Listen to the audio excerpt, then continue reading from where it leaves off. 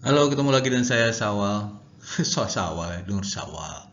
Ya boleh aja dipanggil Sawal, nggak apa-apa ya. Kali ini kita akan membahas bagaimana caranya membangun ide tulisan. Tentu saja diharapkan teman-teman sudah memiliki pengetahuan tentang bagaimana mencari ide. Apa itu ide tulisan? Ya. Tapi nanti saya akan coba bahas sedikit ya di awal. Dan materi kali ini kita bagi dalam dua babak ya, supaya teman-teman memiliki banyak waktu untuk nonton sampai tuntas. Kalau di sekaliguskan katanya agak sulit nonton sampai tuntas. Jadi saya bagi dua bagian ya, supaya bisa tuntas masing-masing bagian ditonton. Dan kemarin kita sudah bicara tentang bagaimana mencari ide, dari mana apa yang akan kita tulis. Tentu saja kita ingin mengulang sedikit ya. Eh, Apa yang ingin kita tulis sebetulnya harus disesuaikan dengan dua pertanyaan yang saya tulis di sini ya.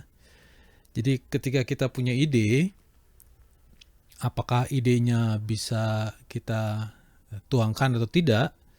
Ya ide kan bisa macam-macam ya, terserah kita, bisa macam-macam, nggak terbatas ide itu kan. Mau gimana caranya mengubah gunung menjadi danau, mau bagaimana caranya langit biru menjadi pink gitu ya, itu boleh-boleh aja. Namanya ide kan, ide mah bebas.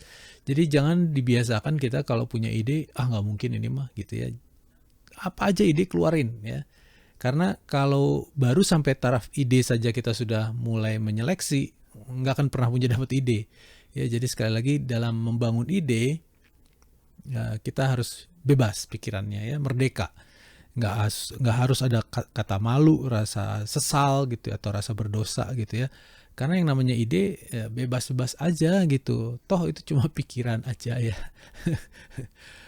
Dan tentu saja ketika ide tadi diniatkan untuk disampaikan kepada orang lain, nah itu baru persoalan lain ya. Jadi kalau pikiran kita sih boleh melayang kemana aja. Tapi ketika kita ingin menyampaikannya kepada orang lain nanti, maka harus ajukan dua pertanyaan ini. Yang pertama, kita punya pengetahuan apa? Ya. Apa yang ingin kita bagi? Ya, kalau kita nggak punya pengetahuan, ngapain kita cari ide? Ya, ide itu kan kemarin-kemarin kita tahu bahwa datang dari pengetahuan dan pengalaman kita. Kalau kita nggak punya pengetahuan dan pengalaman, kayaknya kita akan sulit mencari ide deh. Coba aja. Kita nggak akan pernah punya ide memasak kalau kita nggak pernah punya pengetahuan dan pengalaman dalam hal memasak. Kalau memakan masakan, ya hobi makan, ya mungkin kita punya ide tentang bagaimana mencari makanan yang enak, ya gitu ya, atau memakan dengan nikmat. Tapi membuat masakannya, ya kalau kita nggak punya pengalaman, nggak punya pengetahuan, ya nggak akan pernah punya ide itu. Ya gitu caranya. Ketika kita mau mengajukan pertanyaan, pengetahuan apa yang kita punya yang ingin kita bagi kepada orang banyak. Jadi tanyanya ke diri sendiri, kita punya nggak pengetahuan itu? Nah, pengetahuan mana yang akan kita bagi? Jadi jangan cari ide yang pengetahuannya nggak ada. Ya, kalau kita ingin menyampaikan ide tadi kepada orang lain. Tapi kalau sekedar menghayal di siang bolong, silakan aja, bebas kan?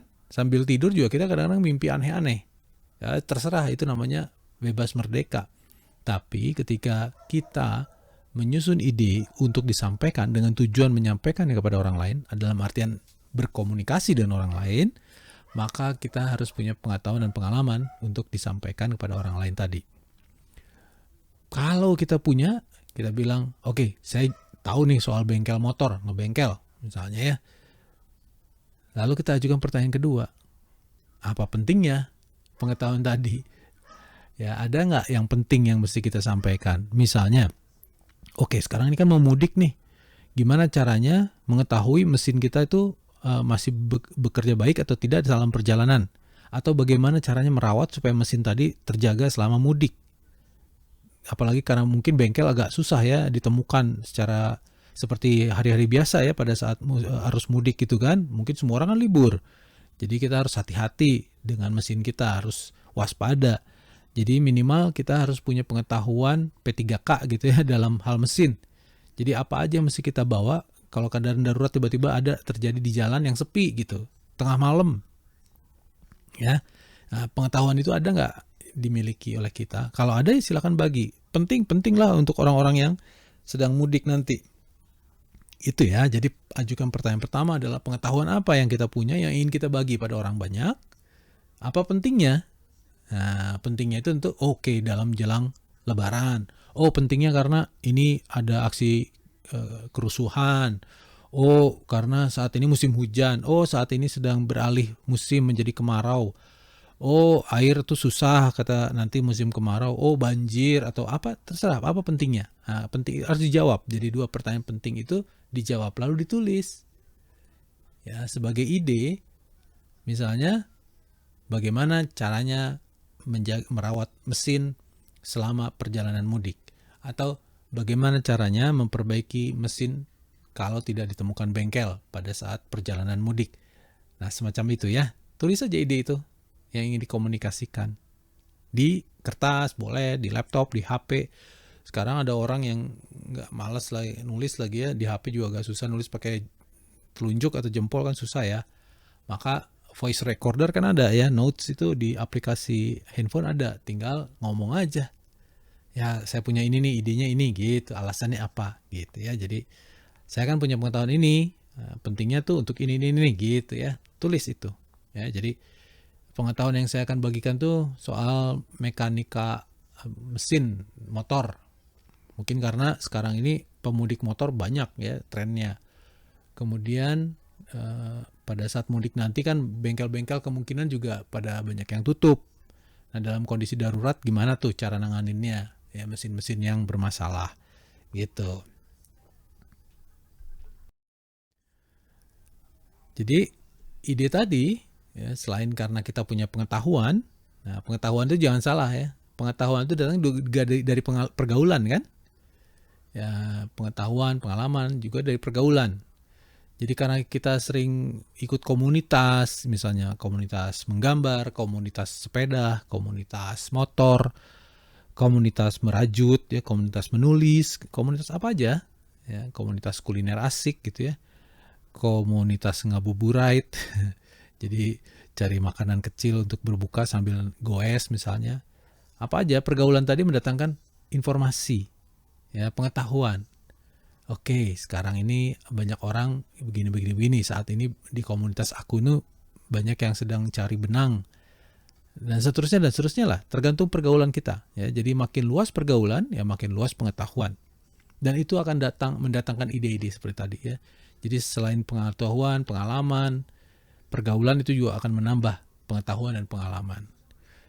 Kemudian jejaring daring ya, misalnya Facebook Friends kita, timeline-nya apa tuh? Ya, searching lah, stalking gitu ya, Twitter orang, IG dan seterusnya ya. Kita lihat yang lagi rame ya, tren di IG apa aja sih sebetulnya, di Reels-nya IG, di TikTok-nya lagi rame apa sih, yang lagi hits gitu ya, lagi viral tuh apa sih gitu ya. Jadi kalau itu kita penuhi juga bisa. Jadi yang lagi rame dibicarain orang itu kita bisa juga jadi bahan tulisan ya. Lalu kemudian kita bisa selain stalking cari juga Google Trends. Jadi di Google itu ada semacam statistik ya. Ketika orang mencari seperti kita Google searching gitu ya, kita kan ketik search Google ya. Nah, setiap kata yang dimasukkan ke dalam search engine-nya Google itu akan direkam oleh Google lalu kemudian dikumpulkan sedunia. Dibagi-bagi nanti per kawasan, per Indonesia, Jawa Barat, Bandung atau apalah gitu ya, tergantung IP kita bisa juga. Jadi yang lagi tren di sekitar kita, nanti tinggal ketik aja di Google Trend itu. Ya, bisa kita tahu sekitar saya, di sekitar wilayah Kabupaten Bandung misalnya yang lagi ramai itu apa. Yang lagi banyak dicari orang di Google itu se-Indonesia itu apa. Ya, bisa sehari ini, bisa sebulan, bisa selama setahun terakhir. Ya, itu disediakan oleh Google Trends. Juga Twitter ya, menyediakan itu. Banyak aplikasinya, ada Trends 24 misalnya. Ya, yang trending topik itu apa sih? Instagram juga begitu ya, kita bisa ketik hashtag aja di Instagram, jadi kita post seolah-olah seperti mau posting ya. Misalnya apa? Buka puasa. Kita bisa langsung ketahuan tuh hashtag ya, tagar, tanda pagar, buka puasa. Lalu kan keluar tuh angkanya, misalnya cuman 50 postingan. Nah, ngapain kita bicara buka puasa karena cuma 50 orang yang peduli. Tapi begitu kita bilang senja ada 20 juta. Nah, berarti ngomongin senja itu akan menarik orang. Gitu ya. Tapi tentu saja kalau Instagram basisnya adalah foto ya, gambar, video, foto ya, bukan teks. Jadi kita lihat juga nanti ya, dalam ide tulisan tadi, karena naskah sekarang ini bentuknya tidak cuma berwujud pada teks ya, tapi bisa audio seperti saya ngomong, atau video ya, video gambar yang bergerak, foto ya, atau yang arus utamanya adalah teks ya. Jadi naskah itu nanti berwujudnya bisa macam-macam seperti saya sampaikan sebelumnya ya. Itu jadi pergaulan, pengetahuan, pengalaman kita, jejaring daring kita ya, jejaring online ya, Facebook, pertemanan di WA, di Line, di Discord, di mana lagi ya, terserah, di Snapchat, ada lagi Tinder.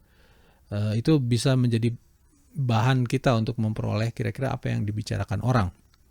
Atau menggunakan alat-alat Google Statistik ya, trends di Twitter, atau alat-alat analytics lainnya ya, ada Alexa, ada macam-macam ya, bisa kita pakai untuk menangkap apa sih yang sedang viral di media sosial gitu ya. Dan yang terakhir ada Newspeg. Nah, Newspeg ini bagi kalian yang mau nulis artikel berdasarkan apa yang sedang hits ya, lagi rame diberitakan, yang lagi rame disorot oleh media. Itu Newspeg. Jadi peg itu adalah semacam cagak ya. Cagak itu pegangan gitu.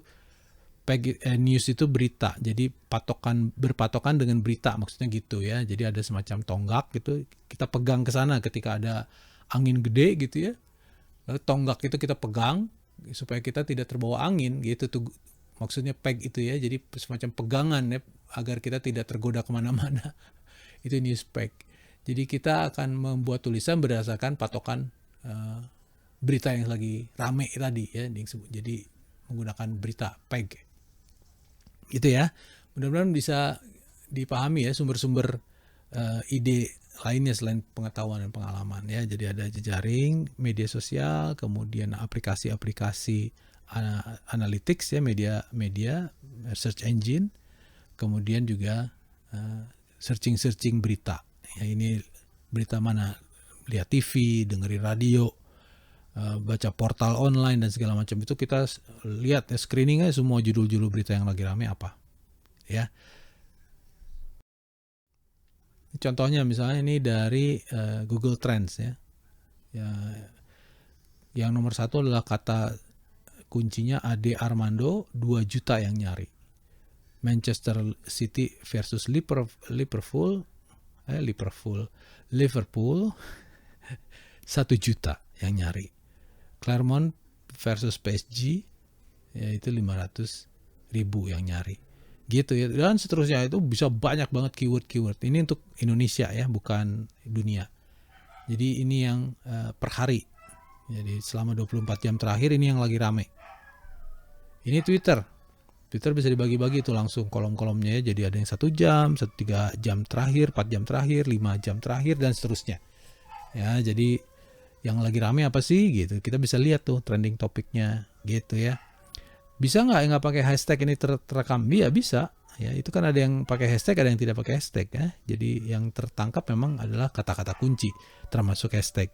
Tapi bisa dipisahkan antara yang hashtag doang atau kata kunci aja gitu, bisa aja.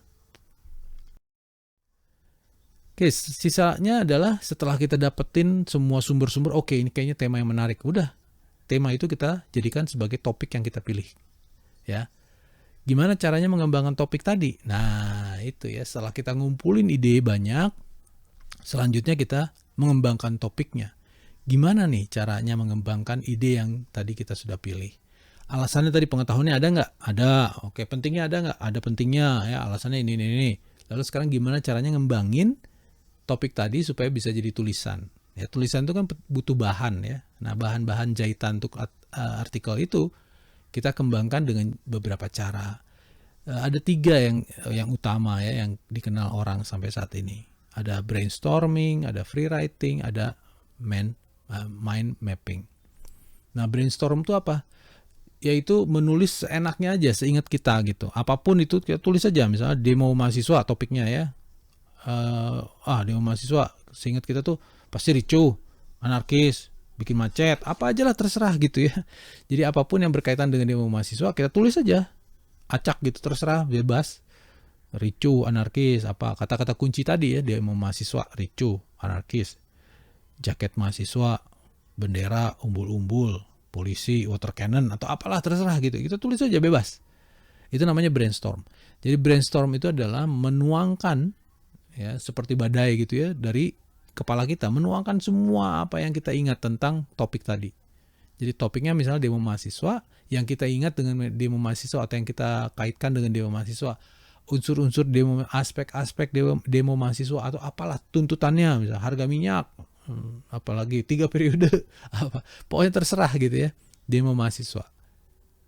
Gitu ya, itu brainstorming. Jadi tulisnya di kertas atau diketik di laptop itu sembarang gitu. Demo mahasiswa, di bawahnya langsung terus ricu, terus aja gitu.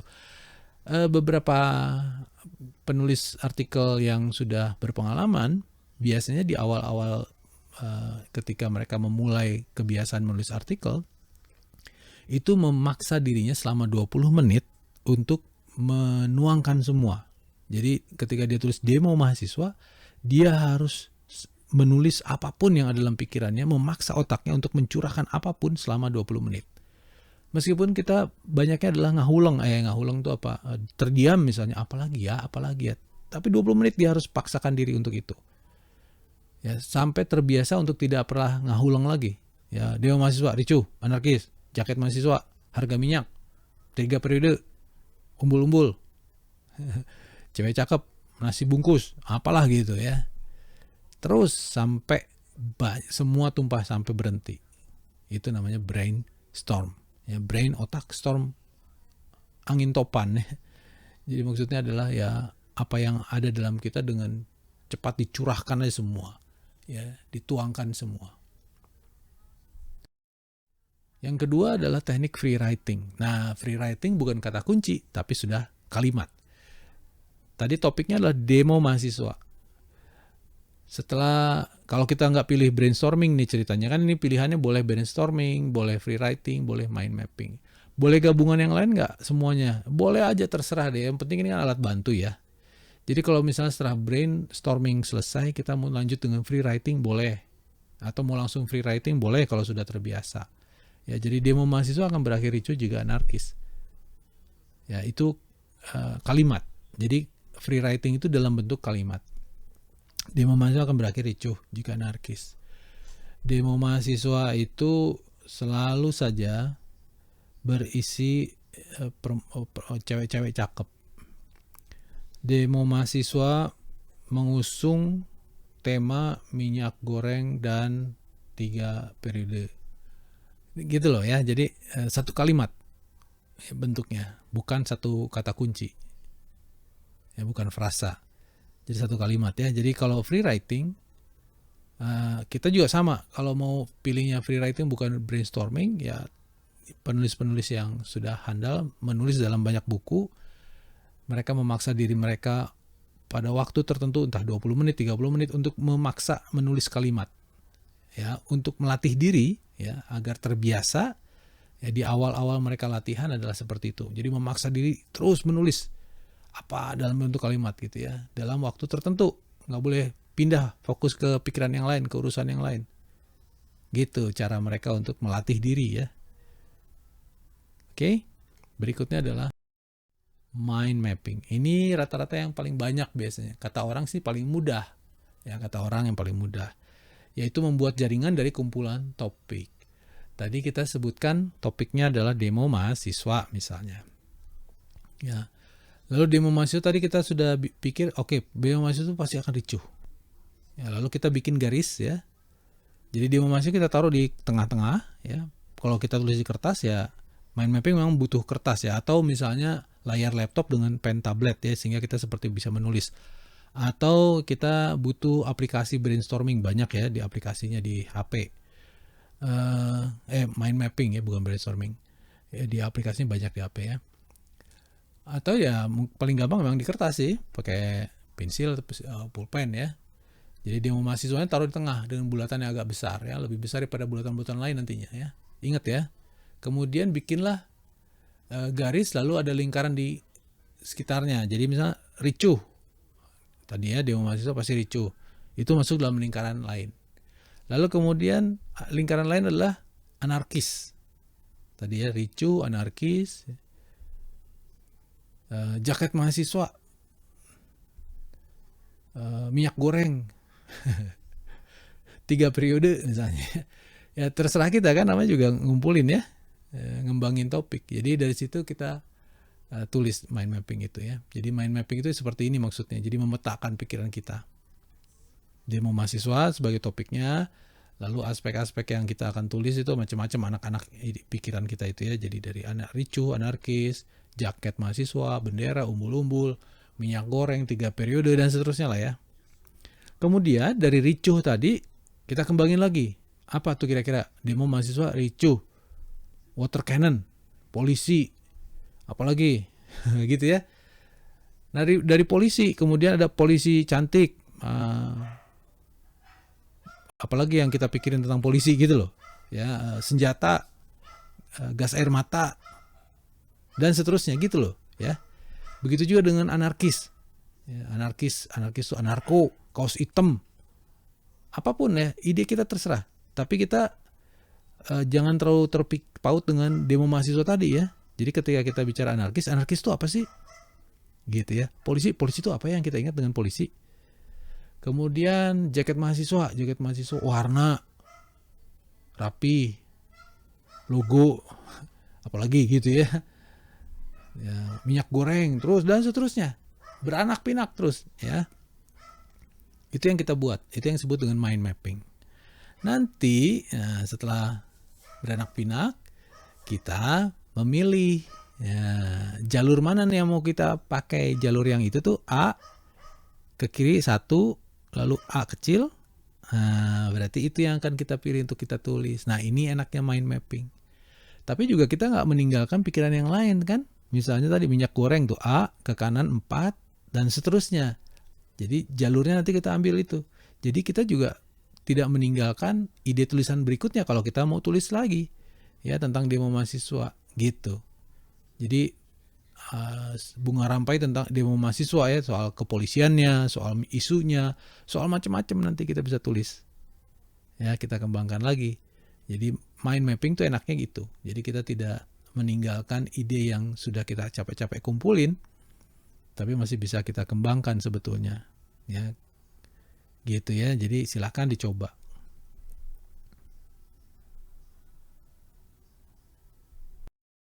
Ya, itu bagian pertama ya, mencari ide dan mengembangkan ide tulisan. Dan kita akan lanjut bagian kedua. Silakan siapkan waktu untuk mendengarkan seluruh bagian ini ya, karena ini penting. Biasanya saya suka menyampaikan soal UTS atau UAS itu dari slide penjelasan slide.